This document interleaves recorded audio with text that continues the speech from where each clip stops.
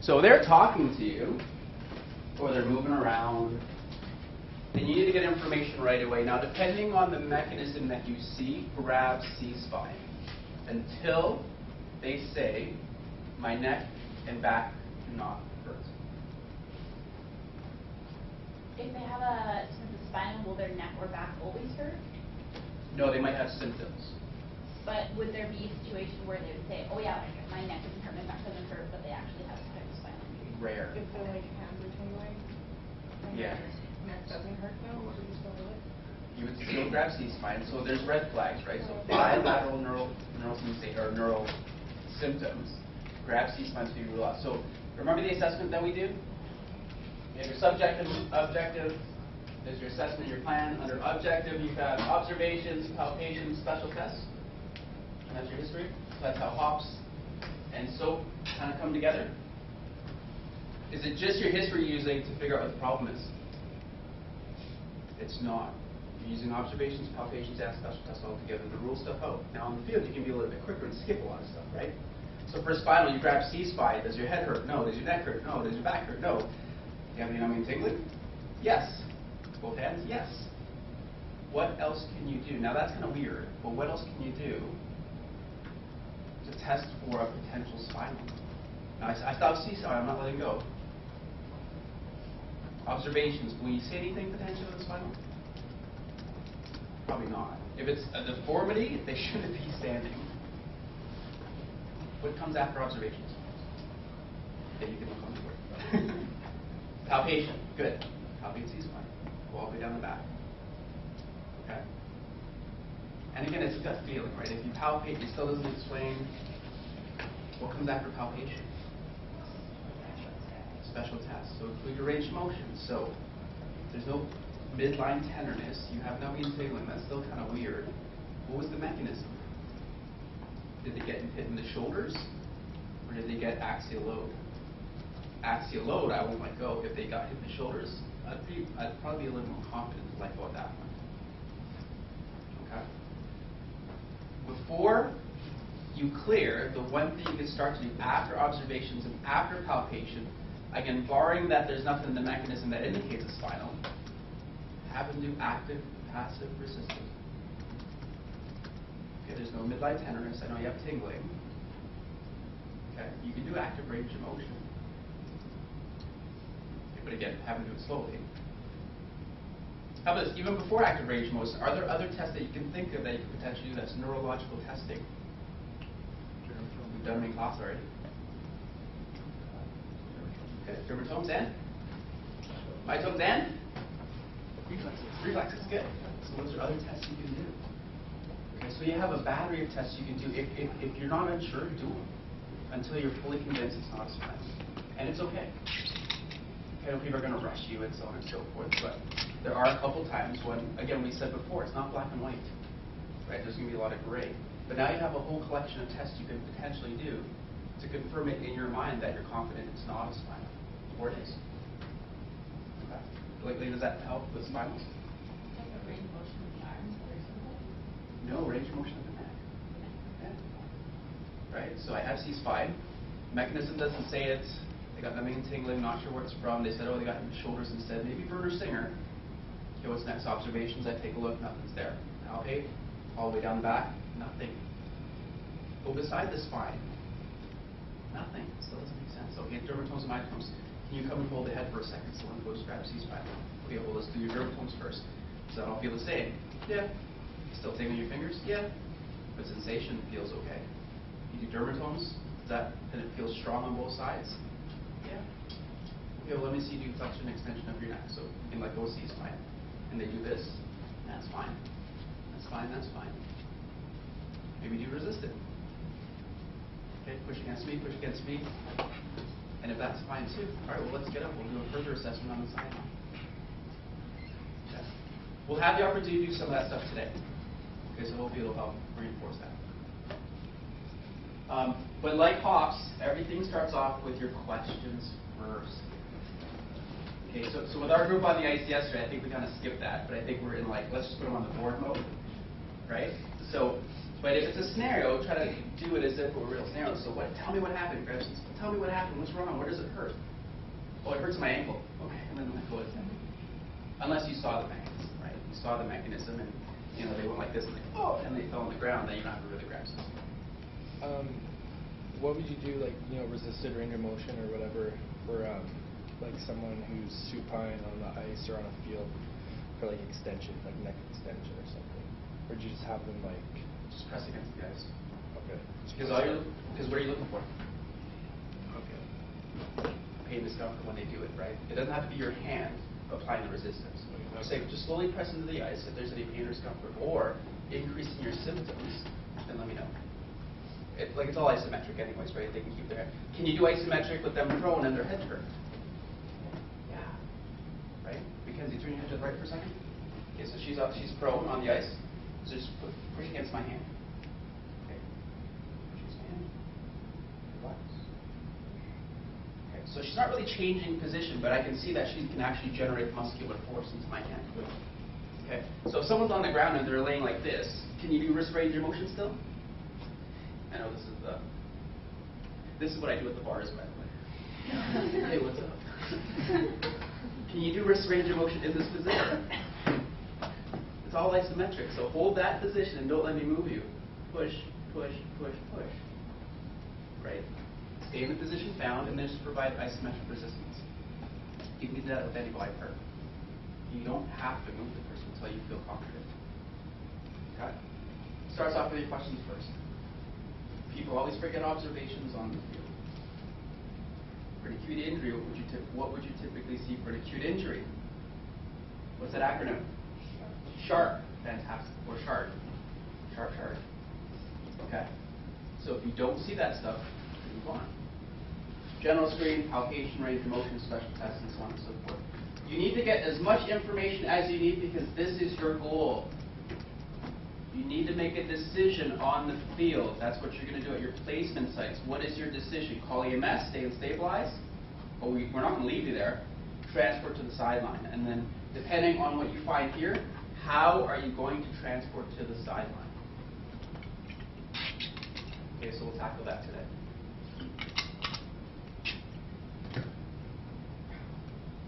If somebody walks up to you, so you are standing on the sideline, this happens at football, it probably happens at your placement sets, so while you're just sitting there, just watching, keeping score, or like reading your notes, whatever, and someone goes, can you take a look at me? Okay, that is similar to a clinical exam. It's just an acute injury. You probably know that much. It's going to be an acute injury because they just hurt themselves. Otherwise, they wouldn't have come to you. They would have still been practicing. Okay, so it's a clinic assessment, typically.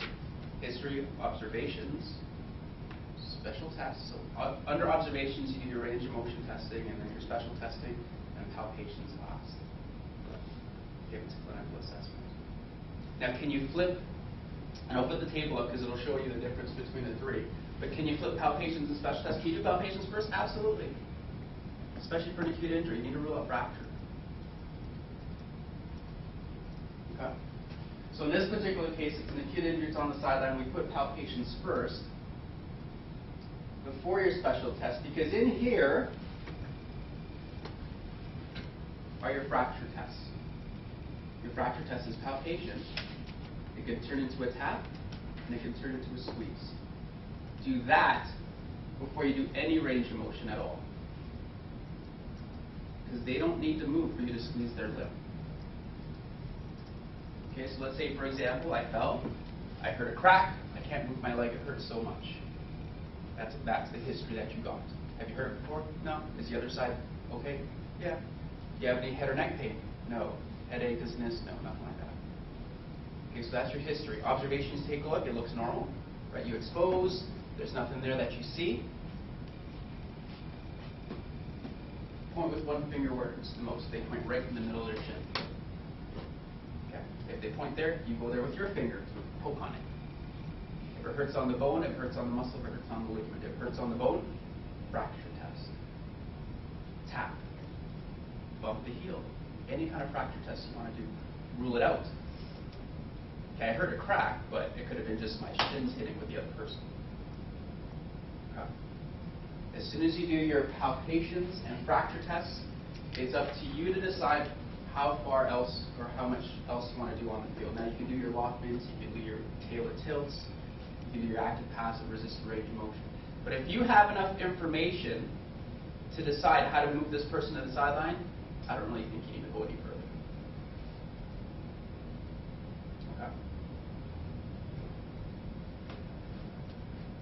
Okay. Any questions about a sideline? Because again, they walk up to you, they said, yeah, I don't know, I hit my leg with someone, it hurts, and they come walking over or limping. More likely than not, it's not fractured. Okay, but that's the process that you would go through. Again, the main goal, if it's a sideline, is can they go back in? If they're on the field, what's the main goal? You're like, transport the sideline. How are you going to move to the sideline? Or do you move to the sideline is the first question. And then how do you move them if you need to? Okay, so that was the previous slide. If it's a sideline assessment, the main question is, can this person go back in?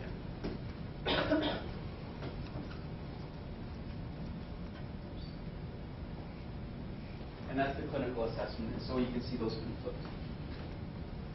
Okay. Now, side by side, this is what Schultz gives us. No other textbook does. And that's why we like to use Schultz. Okay. So on the field, somebody walks up to you at the sideline, or somebody comes into your clinic. Okay, the main difference is you flip these. Mainly because you have to rule out fracture first, especially if it's acute. Just rule it out. Okay. The goals, pay attention to the goals. So for an on-field, your main goal is to make sure you rule out any emergencies and determine the severity of the injury first. Okay, that's your ABCs. And then your transport method. Okay, so if it's not an emergency, you don't have to call EMS, you're fine.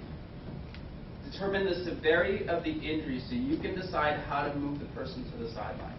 If it's really, really severe to the point where they try to get up and they get all shocky on you, what do you do? What is shock? What type of emergency is that? It could be an emergency. Okay, if there's no way to transport this person safely from the field to the sideline, you have to call EMS.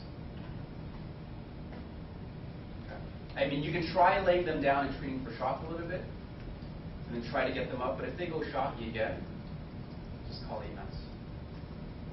Okay.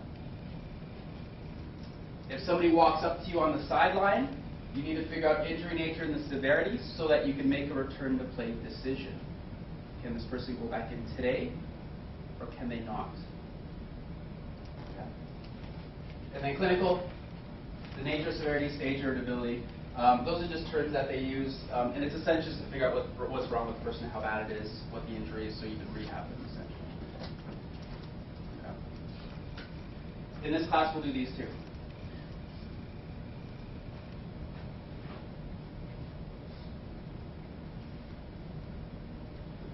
Immediate referral. So if you see any of this stuff, call EMS right away. It's just a simple list. I hope it all makes sense. Anything ABCs or spinal related, you're calling EMS. Any obvious deformities, level of consciousness changes, if they're cyanotic, chest movement is asymmetrical, you're definitely calling EMS for this stuff. Palpation if there's a deformity. Now, if you get through all this stuff and you're into special tests and active passive resisted range of motion, I really don't think you need to call EMS. It's not that big of a deal. Okay. So if there's no deformity, it's not a dislocation, it's not a fracture, we'll say. There is a situation where there is no deformity, potential fracture, but you don't know. Well, let's say your fracture test, you're doing some stuff and it's negative. From a result of a fracture, when does that become a medical emergency? Can a fracture be a medical emergency? Is that why? How? When there's like no circulation. The pulse motor sensation is not there. Okay.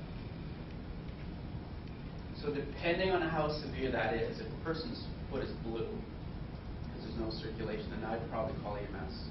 I'd probably refrain from sending them, having them drive and all that stuff, because time is of the essence. And EMTs are allowed to provide manual traction to help reestablish the pulse. Okay, they have traction splints, they can do manual stabilization. Okay. But I'd probably say that's the only situation where you'd have to call EMS for something that doesn't have a deformity. If you check PMS and it's not there.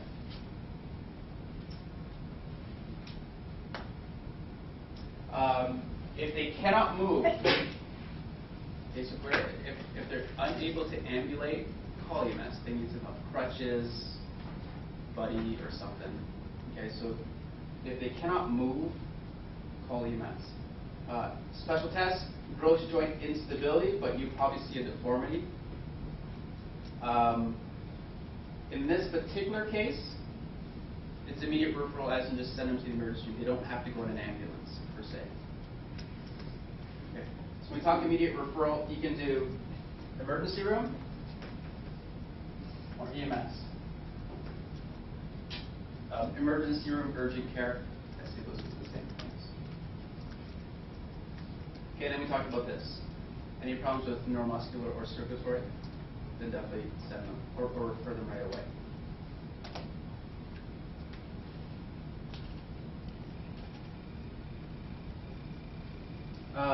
Okay, so any questions about the difference between the assessments? Like the difference. What's the main difference between a clinical and a field assessment in this? What is switched? These two. Question is, why do we switch them? Rule out a fracture. If you do not rule out a fracture for a field scenario on the CAT exam, they will fail you. There's things called critical criteria.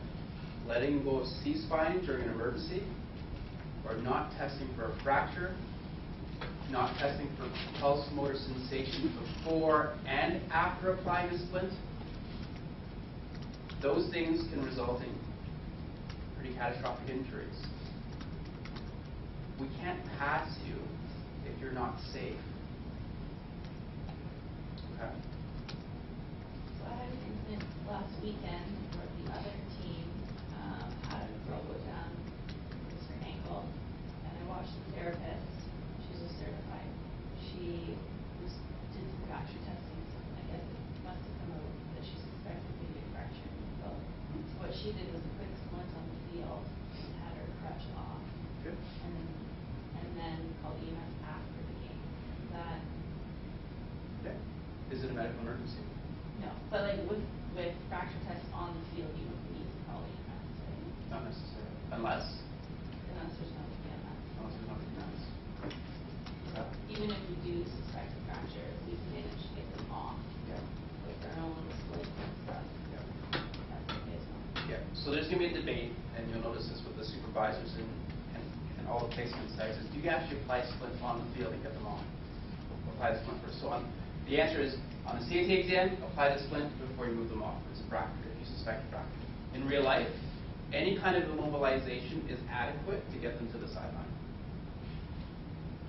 There's something called manual stabilization, and you can do that as well. Okay? So you can do that in this class for me during our OPs. You can actually have two assistants come in and help with the walk assist while you manually stabilize the shin, if you want to do that. Okay. Goal is to stabilize. Before and after you stabilize and before and after you move, check the pulse motor sensation to see that the splinting or immobilization didn't change anything and the movement didn't change anything. Pulse motor and sensation before and after. You have to do that. Otherwise, there's no way we can pass you. It's not safe.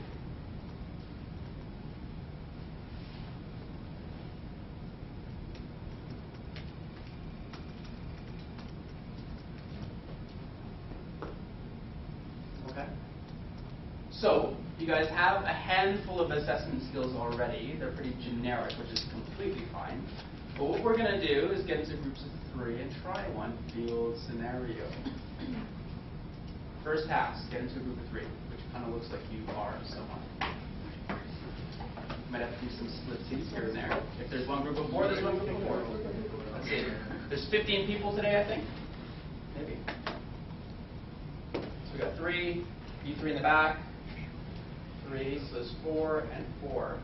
So how about we keep you 4 together? Is that cool? Let's have 2 people from your group, therapist, charge person, and control person. You guys go outside. And we'll set something up for you. Rock, paper, scissors. 2 therapists outside.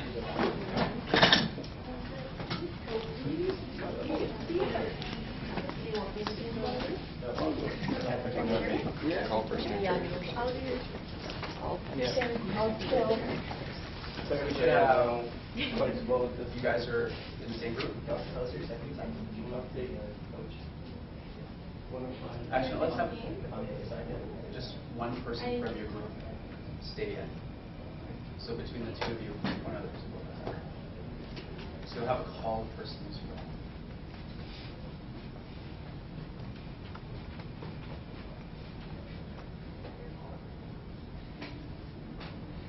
Okay, so scenario. What do you guys want to give? So we're all doing the same scenario. Yeah, so we can talk about it afterwards. So when we set up scenarios, you have to talk about what do we want them to do? What are we looking for them to do? Okay, so some of the things we want them to do, what we just talked about, right? Rule out our fracture check PMS before and after. Okay, let's have, and then we're going to talk about emergency rescues right after this. So I kind of want to see what they come up with how to move you to the sideline. With a fracture. Let's say with a badly sprained knee. Okay. Cannot weight bear. And it hurts. And you're like 10. So like everything hurts. The world's coming to an end. You can play it up if you want. Okay? So let's say you just got hit on the side of the leg. Hopefully they'll ask you about C-spine stuff. I'll tell them they did not see the mechanism. They did not see the mechanism. Assume C-spine until you rule it out. So they have to grab C-spine.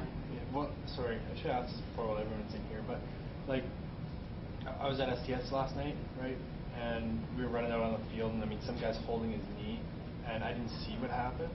I just saw him on the ground. He's holding his knee, he's moving around. Like, did you even ask about C-spine at that point?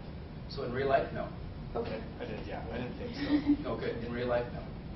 Okay, so in Scenario. exams, you do. In CATA, they'll tell you that you need to do that. Okay. Okay? Because the debate is, oh, you'll never know. There's something called a distracting injury. I don't know if they talk about it. Yeah. So distracting injuries could be a really pain down here, but they may not know that there's something going on up there. So CATA wants you to rule that out, how do all that stuff. Okay, but in here, I'll tell them they did not see the mechanism. I'd probably just start off laying side-lying and don't grab your knee until they start asking you questions. Then you can tell them it's just my knee. No other pain or discomfort anywhere else. Got hit in the side leg, heard a pop. They get you to move. Let's say it's ACL. You can actually move your leg with an ACL. It feels a little weird, but you can use the word weird. It just feels really unstable. But start off by saying weird first and see if they kind of dig a little bit more. But the goal for them, rule out C-spine, rule out fracture, determine that it's probably a ligament injury, and then see how they get you off. Okay? So you're 10. Let's just say that when they try to get you up on one leg, just be like, it hurts too much to walk. They're all in pairs at least. 2-person seat care is what we're looking for. What? So I'm hoping that they went through. And if they didn't go through, we'll go through the emergency rescues right after this. Sound like a plan? Do you want us laying on the bed? What's that? Do you want us laying on the You bed? never find a emergency on bed. I know you want to lay down. Come on, just say let us figure out. Shush. No. You got to go on the floor. Like this is the field. Maybe raise the bed a little bit. If your patient lands on the bed, that's fantastic. I thought that would be nice. Sprained ACL.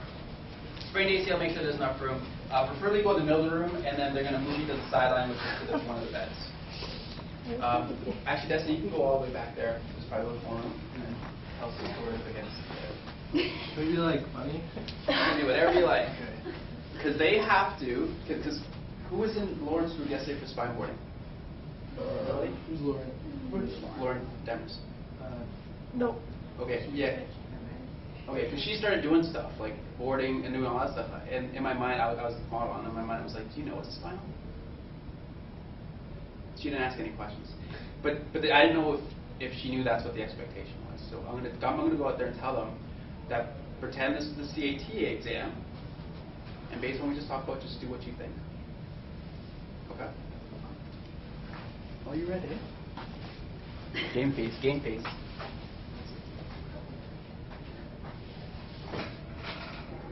Okay. So this is the. What's that? Gender unconscious patient.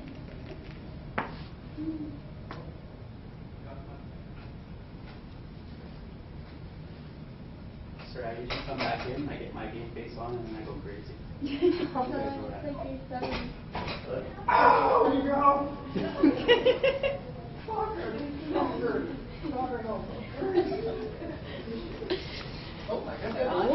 They're all on the floor. Above. Megan, are you okay? What's your name? Just scenario lab. What sport were you playing? Did you take your sitting on? You sure? No pain? Just your head? Really hurt? Okay. Everywhere. Which leg is it?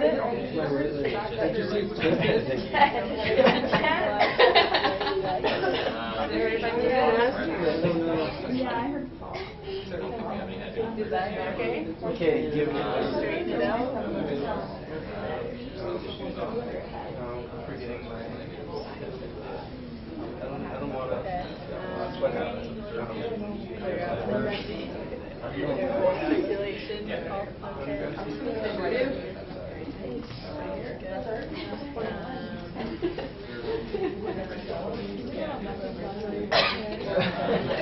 Okay, I have to close.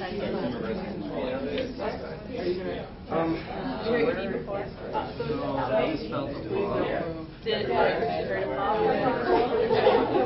Did you hit anyone else?